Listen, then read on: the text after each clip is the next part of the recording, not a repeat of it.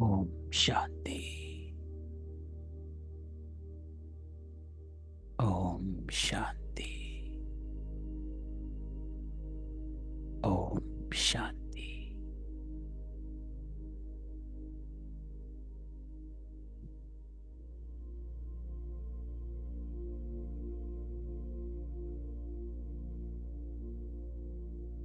बाबा ने आज कहा है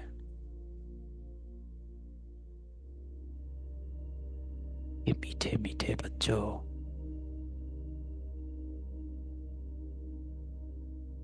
बाप को याद करते रहो।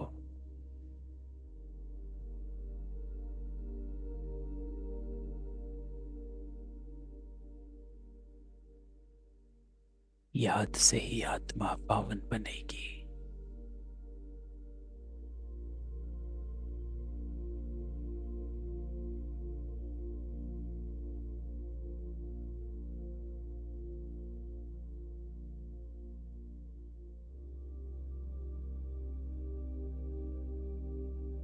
आप आदि सनातन देवी देवता धर्म के हैं।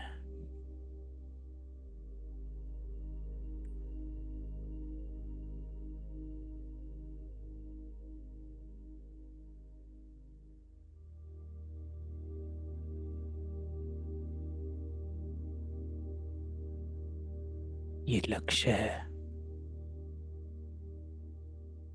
बुद्धि में रहे।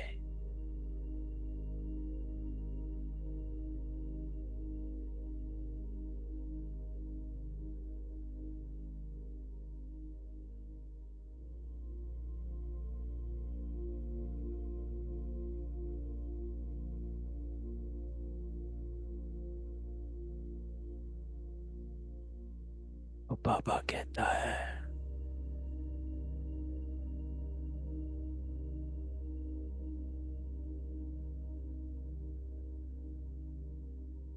कि आप ही आत्माएं हो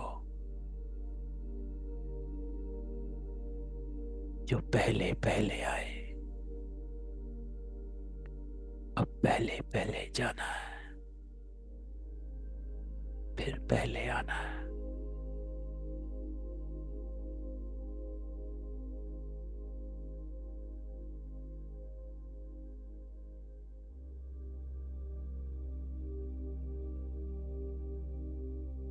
नर से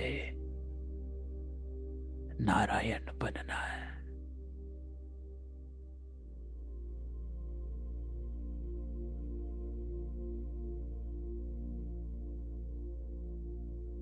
तो सारा ध्यान समेत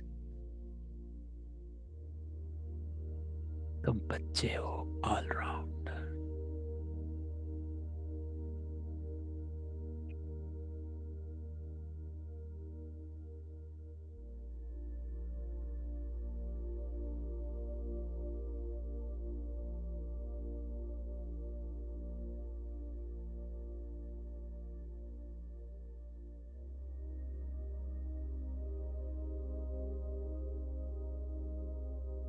तो चारों तरफ से बुद्धि को समेट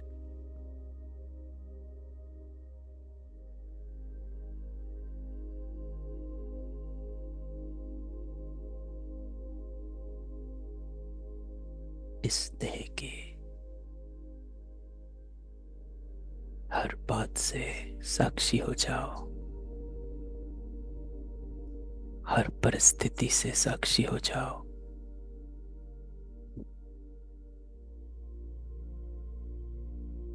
हर उस आत्मा से साक्षी हो जाओ जिसके बंधन में आप बंधे हुए हो।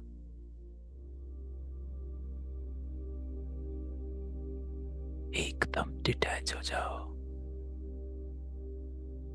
क्योंकि आप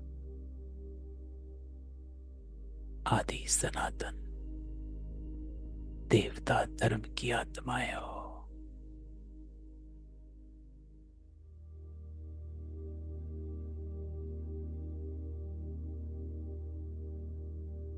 तो एक सेकंड में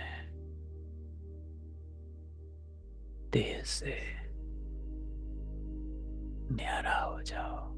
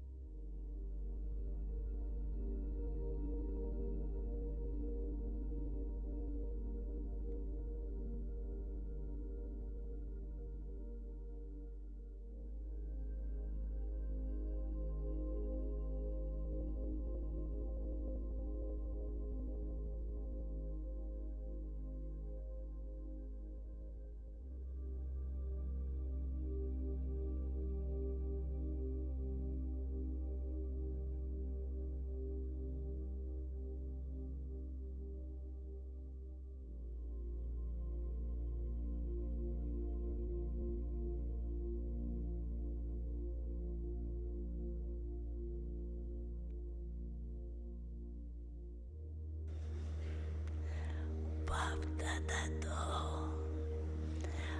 आज हर बच्चे को देख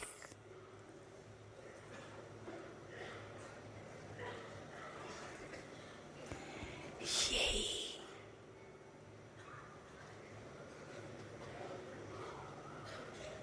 वरदान दे रही है।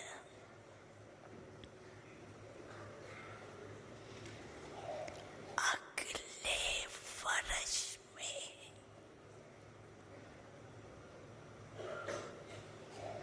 हर बच्चा धीवर पुरुषार्थी भव।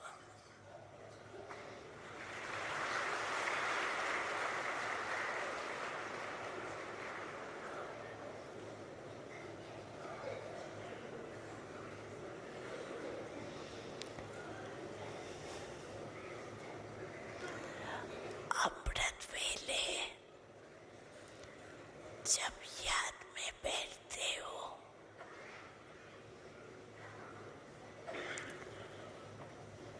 और उठने का समय होता है, उस समय बाप दादा का ये वरदान अपने दिल में याद रखना, धीवर पुरुषार्थी भव।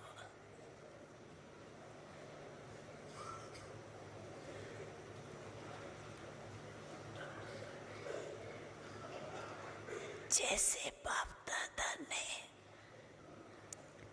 दो बातें पहले ही अटेंशन में दिलाई है।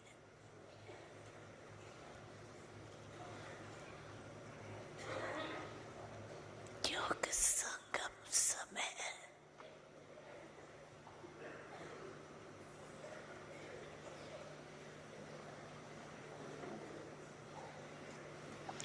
अचानक समाप्त होना है।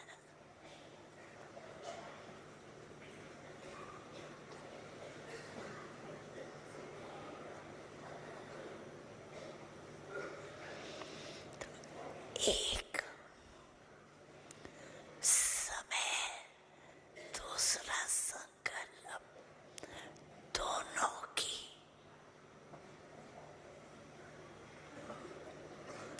हर घड़ी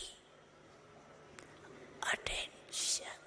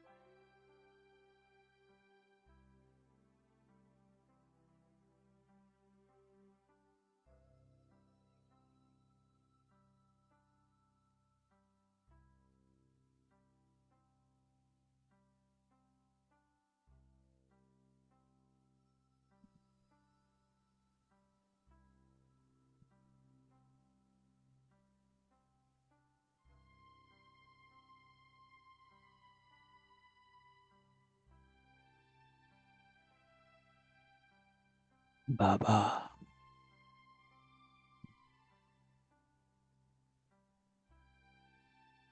हम सब आत्माओं को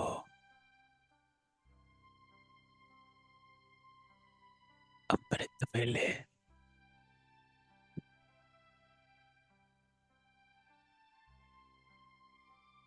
परमात्मा प्यार, परमात्मा पालना, परमात्मा अधिकार,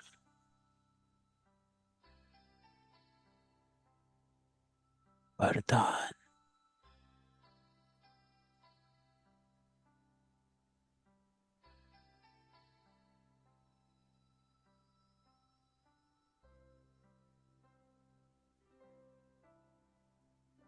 बाबा कहता है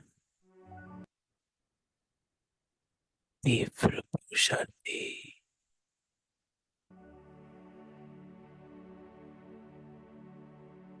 अर्थात हर कर्म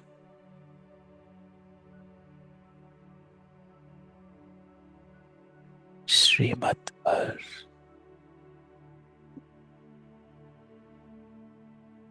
तीव्र पुरुषार्थी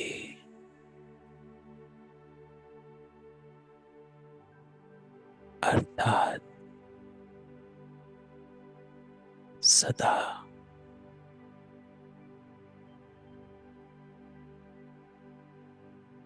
परमात्मा के साथ सहयोगी,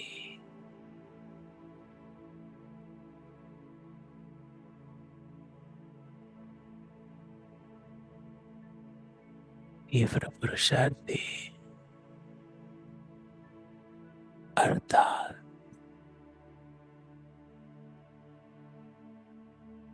नंबर 1 में आने वाला,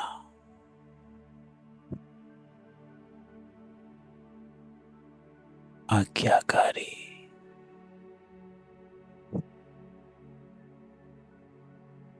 पवित्र,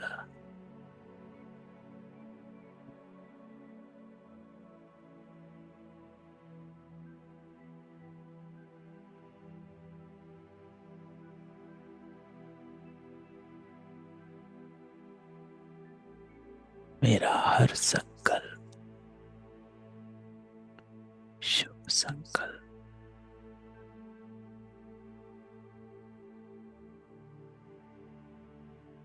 हर भाव शुभ भाव, हर भावना शुभ भावना,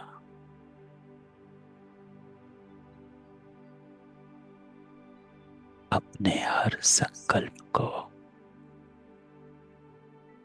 अपने हर शब्द को, अपने हर कर्म को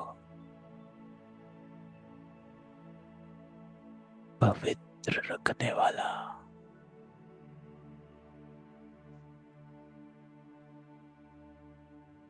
सच्ची आत्मा,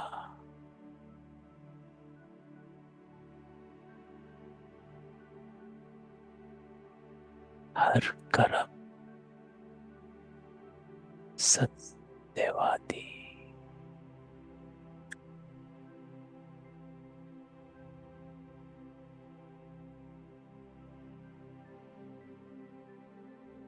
सतयुग में आने वाला,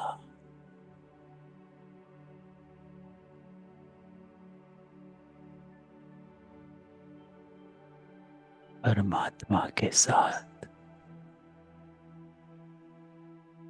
कनेक्शन रखने वाला,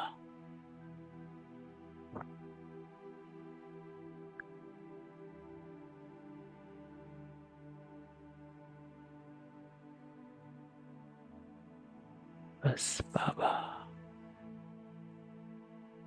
और मैं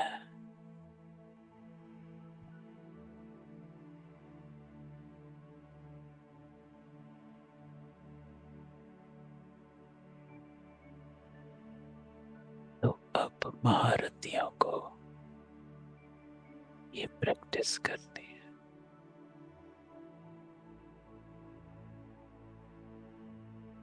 इसी स्टेज पर रहना है।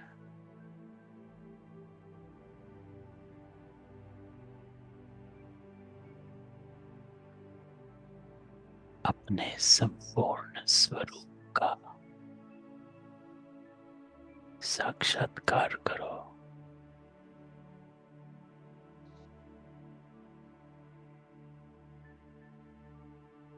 अपना संपूर्ण स्वरूप।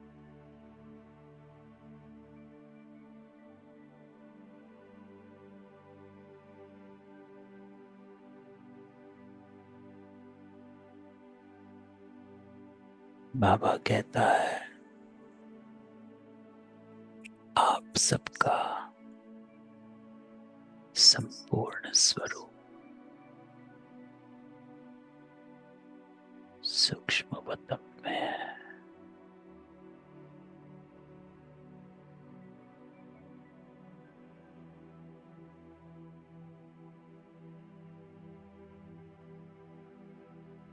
तो अपने संपूर्ण स्वरूप में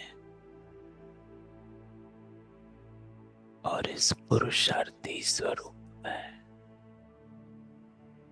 इस अंतर को मिटा दो।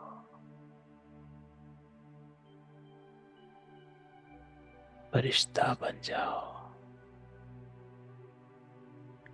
एकदम डबल लाइट। इस तन से भी हल्के और मन के बोझ से भी हल्के।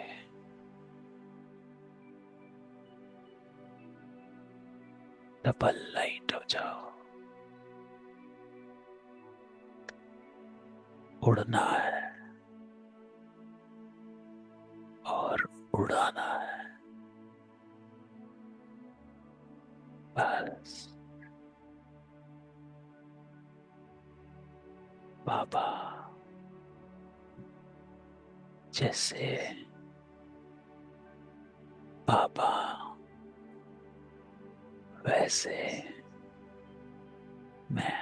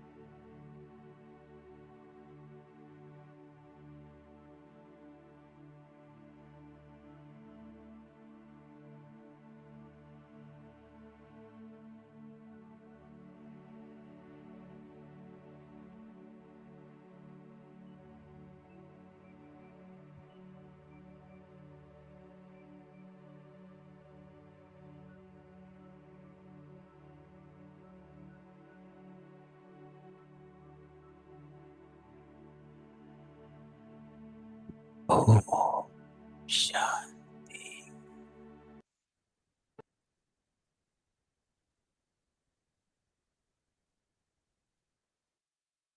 ओम शांति।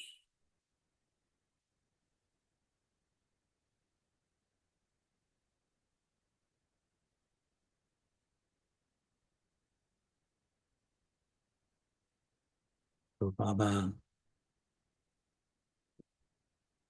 हम सबको कहता है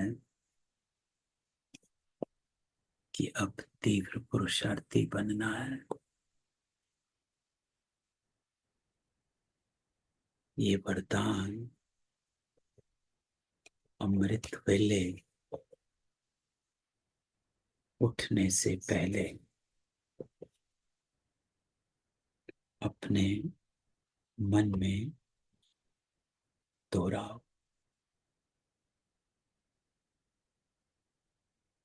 तो आज हम जो 21 जनवरी 1972 की मुरली कर रहे थे उसको कंप्लीट करते हैं, जिसमें बाबा कहता कि वर्तमान समय पुरुषार्थ की 3 स्टेज हैं।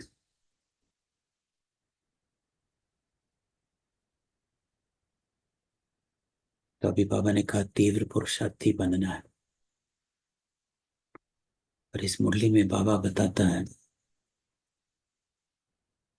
कि कौन कौन सी स्टेज हैं। तो हमें देखना है कि हम कौन सी स्टेज में हैं। बाबा कहता है इन तीनों स्टेजेस से हर एक अपनी अपनी यथाशक्ति पास करता हुआ चल रहा है। तो वो 3 स्टेज कौन सी है? बाबा कहता एक है वर्णन, जब पॉइंट्स का वर्णन करते हैं। आज बाबा ने ये कहा, आज बाबा ने वो कहा। दूसरा मनन,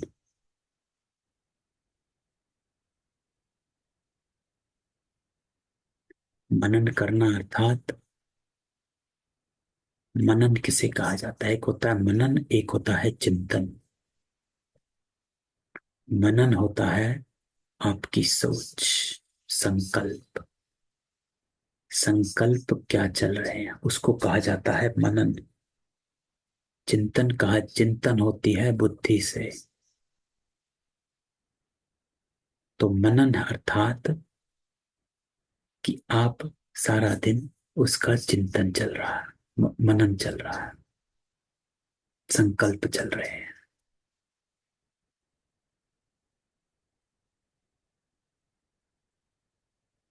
लेकिन जब मनन कर कर, मनन की अगली स्टेज होती है चिंतन। जो उस जो पॉइंट है उसको हमने उसकी डेप्थ में गए और मक्खन निकाला, उसको कहा जाता है चिंतन। तो बाबा कहता है तीसरा है मगन। मगन, तो बाबा कहता मेजोरिटी जो है वर्णन में ज्यादा है। बाबा ने ये कहा, बाबा ने वो कहा। आज की मुरली में ये था, आज का वरदान ये है, आज की धारणा ये है, आज का क्वेश्चन ये है, आज का सार ये है। वर्णन में चले गए।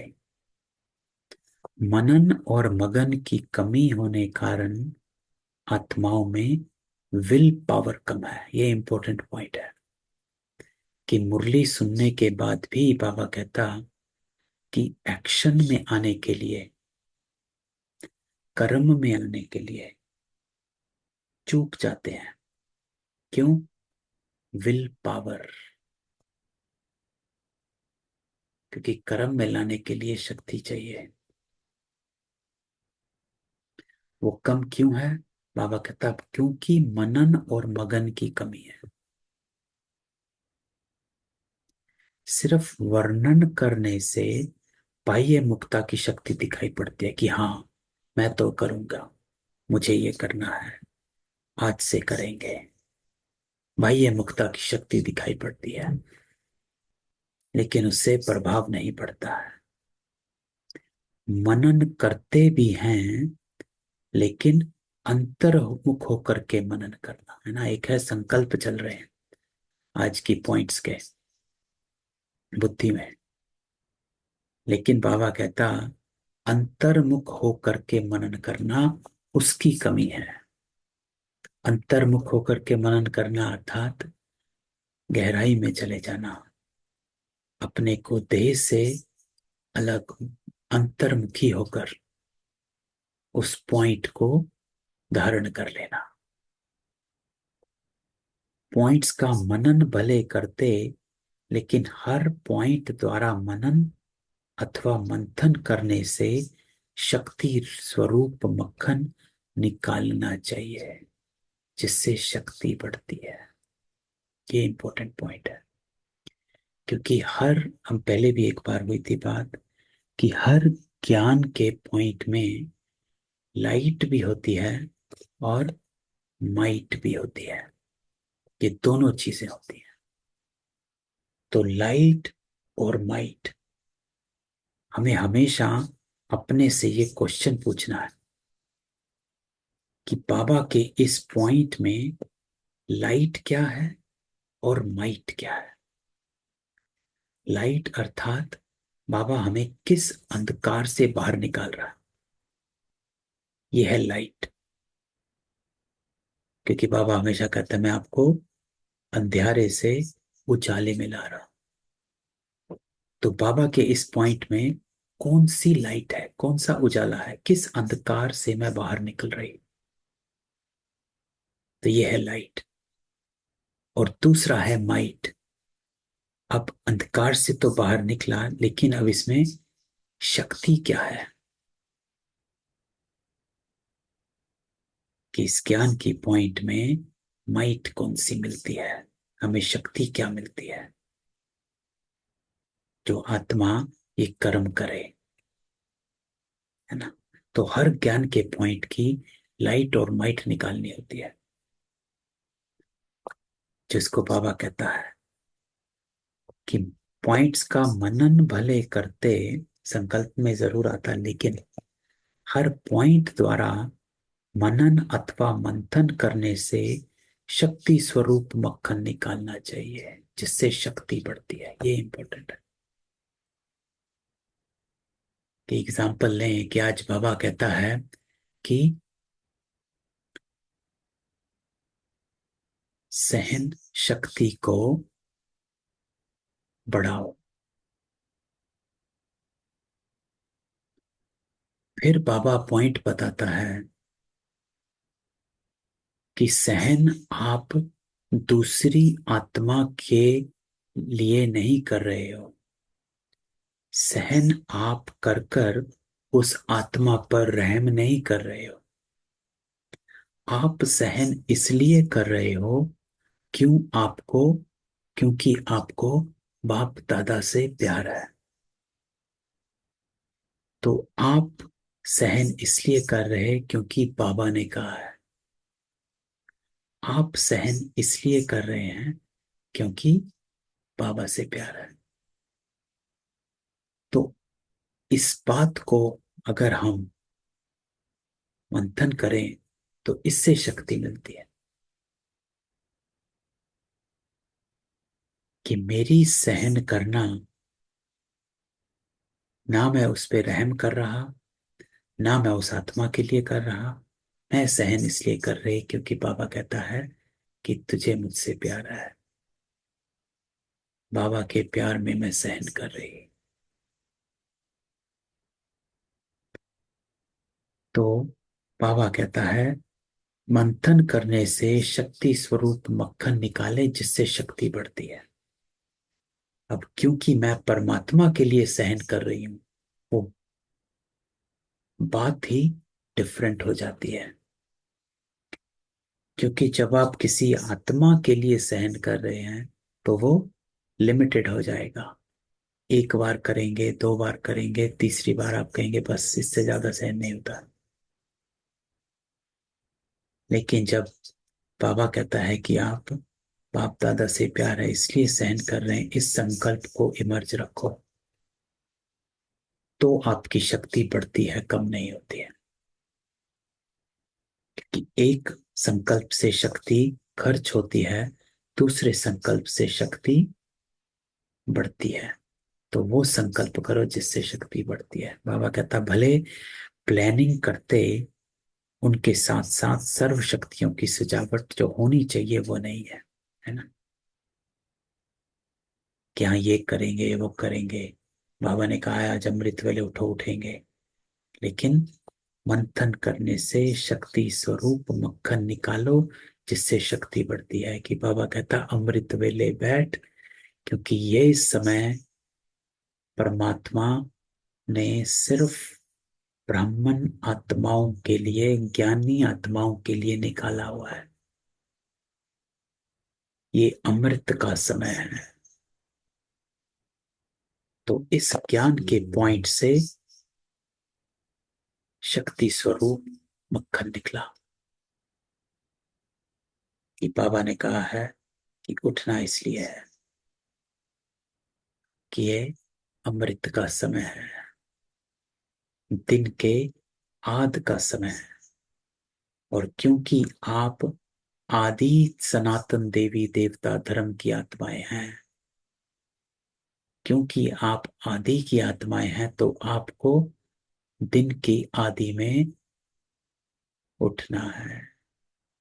तो शक्ति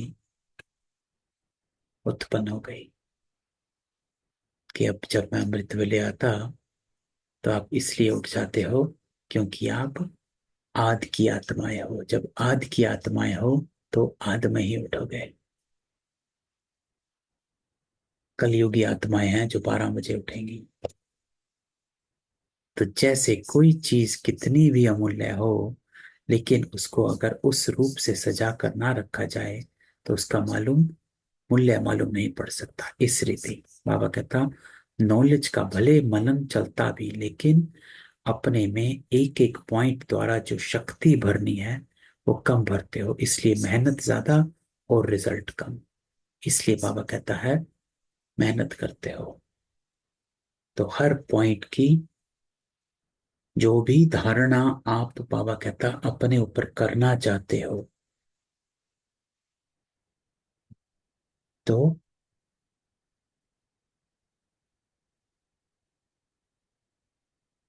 पॉइंट द्वारा जो शक्ति भरनी है उसको भरो, तब परिवर्तन होगा। क्योंकि बाबा कहता प्लानिंग करते हो, मन में प्लानिंग में उमंग उत्साह अच्छा, लेकिन प्रैक्टिकल रिजल्ट देखते तो मन में अविनाशी उमंग उत्साह उल्लास नहीं रहता है। क्यों? क्योंकि शक्ति की कमी है। एक रस जो फोर्स की स्टेज रहनी चाहिए वो नहीं रहती है। तो क्या करना है? तो एक एक पॉइंट को मनन करने द्वारा अपनी आत्मा में शक्ति भरनी है। बाबा कहता है इस अनुभव में अनजान हो। तो ये इंपॉर्टेंट पॉइंट है कि मुझे ज्ञान तो मैं रोज सुनता हूं, लेकिन ज्ञान से मुझे धारणा करनी है। उस धारणा के लिए मुझे शक्ति चाहिए। तो क्या मैंने उस ज्ञान के पॉइंट से उस शक्ति रूपी मक्खन को निकाला है कि नहीं निकाला है? नहीं निकाला तो अभी मनन में कमी है। जिसको बाबा ने कहा पॉइंट को मनन करने द्वारा अपनी आत्मा में शक्ति भरी जाती, इस अनुभव में बहुत अनजान है। तो मनन करके अपनी आत्मा में शक्ति भरनी है, तब आपका प्रभाव पड़ेगा, तब परिवर्तन होगा, तब धारणा हो जाएगी। इसलिए बाबा कहता है ये अंतर्मुखता अतीन्द्रिय सुख की प्राप्ति का अनुभव नहीं करते हैं। और जब तक अतीन्द्रिय सुख की सर्व प्राप्तियों की भासना नहीं, तब तक अल्पकाल की वस्तुएं अपनी तरफ आकर्षित करती जाएंगी। तो मूल बात बाबा कहता है कि ज्ञान को, पॉइंट को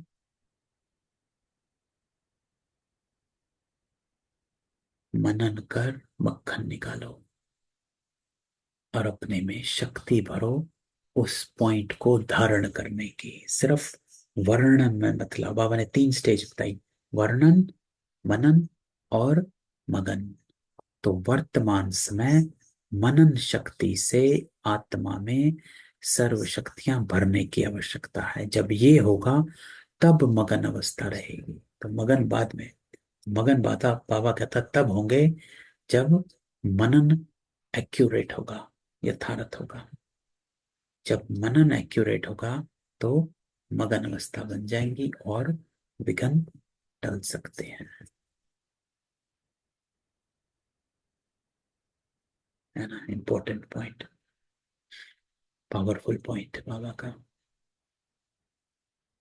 कि जब बाबा कहता है कि रोज पॉइंट सुनते हो, धारणा क्यों नहीं होती है, तो आज बाबा ने कहा ये कमी है। प्लानिंग करते हो, ये सब करते हो, लेकिन प्रैक्टिकल नहीं हो पाता है। क्यों? क्योंकि उस मनन को आपने शक्ति रूपी मक्खन नहीं भरा। तो विघ्नों की लहर तब आती जब रूहानियत की तरफ फोर्स कम हो जाता है। तो बाबा कहता है वर्तमान समय शिवरात्रि की सर्विस के पहले स्वयं में शक्ति भरने का फोर्स चाहिए। भले योग के प्रोग्राम्स रखते हैं, लेकिन योग द्वारा शक्तियों का अनुभव करना और कराना, ऐसी क्लास की आवश्यकता है। तो योग द्वारा शक्ति का अनुभव कराना या करना अर्थात अपने में दृढ़ संकल्प कर लेना कि मुझे परिवर्तन करना ही है, इस कमी को खत्म करना है, इस कमजोरी को निकालना है। तो अपनी एक कमी को पकड़ो। बाबा कहता मनन करके शक्ति भरो और परिवर्तन करो। तो प्रैक्टिकल अपने बल के आधार से औरों को बल देना है। सिर्फ बाहर की सर्विस के प्लान नहीं सोचने, लेकिन पूरी नजर चाहिए सभी तरफ। तो बाबा कहता है जो निमित्त हैं उनको यह ख्यालात चलनी चाहिए कि हमारी इस तरफ की फुलवारी किस बात में कमजोर है। तो बाबा कहता है जिसमें जो भी कमी है उस कमी को भरो। किसी भी रीति अपनी फुलवारियों की कमजोरी पर कड़ी दृष्टि रखनी है। तो बाबा कहता है जो भी आत्माएं संबंध संपर्क में हैं उनकी कमजोरी को हटाना है, शक्ति भरो। समय देकर कमजोरियों को खत्म करना है। शक्तियों के प्रभाव की कमी होने कारण चलते फिरते सभी बातों में ढीलापन आ जाता है। इसलिए बाबा कहता है विनाश की तैयारियां भी फोर्स में होते ढीले हो जाती हैं। जब स्थापना में फोर्स नहीं, तो बाबा कहता है विनाश में भी कैसे होगा। तो अब बाबा कहता है कड़ी नजर रखनी है, अर्थात लाइट और माइट से ज्ञान भी दो और ज्ञान से उस पॉइंट से शक्ति भी भरो। दोनों दो, सिर्फ ऊपर ऊपर से ज्ञान नहीं। लेकिन बाबा कहता है शक्ति रूपी मक्खन साथ में दो। तो ये देना है। तो बाबा कहता है लाइट हाउस माइट हाउस बनकर ये सर्विस करनी है, जो चारों ओर लाइट माइट का प्रभाव फैल जाए। तो अभी यह आवश्यकता है। जैसे कोई साहूकार होता तो अपने नजदीक संबंधियों की मदद उठाता है, ऐसे बाबा कहता है अपने संबंध संपर्क की कमजोर आत्माओं को उठाओ।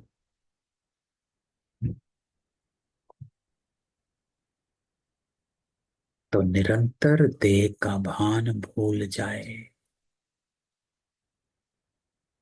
इसके लिए बाबा कहता हर आत्मा यथाशक्ति पुरुषार्थ अनुसार मेहनत कर रही है। क्यों? क्योंकि पढ़ाई का लक्ष्य ही है देह अभिमान से परे हो, देही अभिमानी बनना। देह अभिमान से छूटने के लिए मुख्य युक्ति है क्या? कि सदा अपने स्वमान में रहो, तो देह अभिमान मिटता जाएगा। तो ये बाबा की युक्ति है कि स्वमान में रहोगे तो देह अभिमान मिटता जाएगा।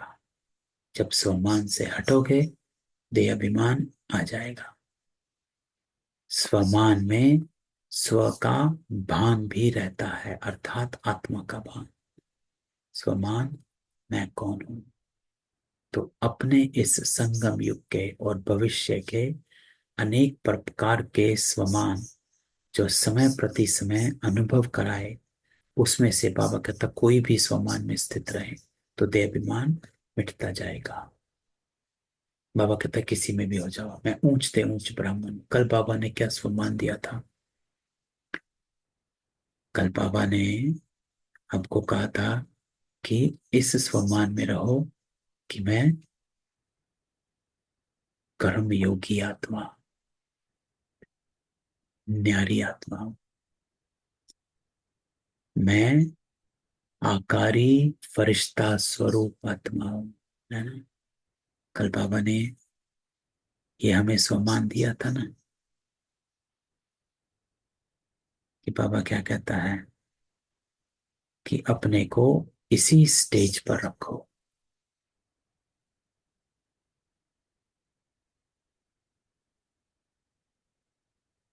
तो कि मैं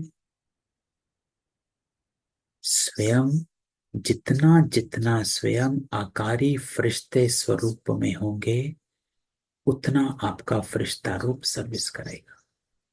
तो सदा बाबा कहता इस स्वमान में रहो कि मैं फरिश्ता स्वरूप आत्मा। जो न्यारी स्थिति में स्थित होगा वही फरिश्ते रूप में स्थित होंगे। तो बाबा कहता है जितना स्वमान में रहेंगे उतना देह अभिमान मिटता जाएगा। मैं ऊंच से ऊंच ब्राह्मण हूं, ये भी स्वमान है। मैं सारे विश्व के अंदर ब्रह्मांड और विश्व के मालिक बनने वाली आत्मा हूं, ये भी स्वमान है। तो बाबा कहता है कोई भी स्वमान में स्थित हो जाओ तो देह अभिमान आपे ही मिटता जाएगा, है? तो बाबा ने इस पैरा में कई स्वमान दिए हैं। तो बाबा कहता जैसे आप लोगों को शुरू शुरू में स्त्रीपन के देह के भान से परे होने का लक्ष्य रहता था, मैं आत्मा पुरुष हूं। इस पुरुष के स्वभाव में स्थित कराने से स्त्रीपन का भान निकलता गया, है ना। इसलिए बाबा दादियों से, जब बाबा शुरू शुरू में हर काम करवाते थे, मैकेनिक का काम करते थे, जूता गठने का काम करते थे, मोची का काम किया, सारे काम करे। क्यों? क्योंकि बाबा कहता था, क्योंकि कई बार होता था कि अरे गाड़ी का ऑयल चेंज करते थे, मेंटेनेंस करते थे, टायर चेंज, नीचे घुसकर वो सारा उसका गाड़ी की मरम्मत करते थे। तो दादियां होती थी अरे ये तो पुरुषों का काम है। बाबा कहता नहीं, सबका काम है। तो बाबा जबरदस्ती सारे काम सबसे करवाते थे ताकि स्त्रीपन का भान खत्म हो जाए। तो यही बाबा कह रहा है कि इस पुरुष के स्वभाव में स्थित कराने से स्त्रीपन का भान नंबरवार पुरुषार्थ अनुसार निकलता गया। मतलब कि कोई ना कोई स्त्री का काम ना पुरुष का, सब बराबर, ये भान नहीं होना चाहिए। ऐसे ही सदैव अपनी बुद्धि के अंदर वर्तमान व भविष्य स्वमान की स्मृति रहे तो देह अभिमान नहीं रहेगा। सिर्फ शब्द चेंज होने से स्वमान से स्वभाव भी अच्छा हो जाता है ना। क्योंकि जैसा स्वमान, जैसी स्मृति वैसी स्थिति, जैसी स्थिति वैसा स्वभाव, और जैसा स्वभाव वैसे कर्म। बाबा कहता स्वभाव का टक्कर होता ही तब है जब एक दो को स्व का भान नहीं रहता। तो स्वमान अर्थात स्वकमान, इससे देह अभिमान समाप्त हो जाता है। तो बाबा इस पूरे पैरा में युक्ति बताता है कि देह अभिमान से मुक्त होने के लिए सिर्फ स्वमान में रहो। और बाबा कहता है कोई भी स्वमान में रहो तो देह अभिमान स्वतः ही मिट जाएगा, है ना। तो ये है आज की बाबा की मुरली। तो इसमें बाबा ने क्या कहा, तीन स्टेजेस बताई है, वर्णन, मनन और मगन। इंपॉर्टेंट बाबा ने आज हमें जो बताया वो कि मनन किसे कहा जाता है। और दूसरी बात जो बाबा ने बताई कि क्यों नहीं हम ज्ञान के पॉइंट्स को धारणा में कन्वर्ट कर पाते हैं, क्योंकि मनन से शक्ति रूपी मक्खन की कमी है। हम ज्ञान के पॉइंट को सुन तो लेते हैं, लाइट तो ले लेते हैं, लेकिन उससे माइट नहीं लेते हैं। तो बाबा कहता है उस ज्ञान के पॉइंट से लाइट और माइट दोनों निकालो, तब आत्मा में शक्ति भरेगी और पॉइंट में चल सकेंगे। तो ये प्रैक्टिस करनी है। ठीक है, सबको अनम्यूट करते, किसी का कोई क्वेश्चन हो। और आज सैटरडे है तो आज शाम को क्लास करेंगे। ठीक है, तो आज शाम को 6 बजे क्लास करेंगे। ठीक है, चलो, ओम शांति।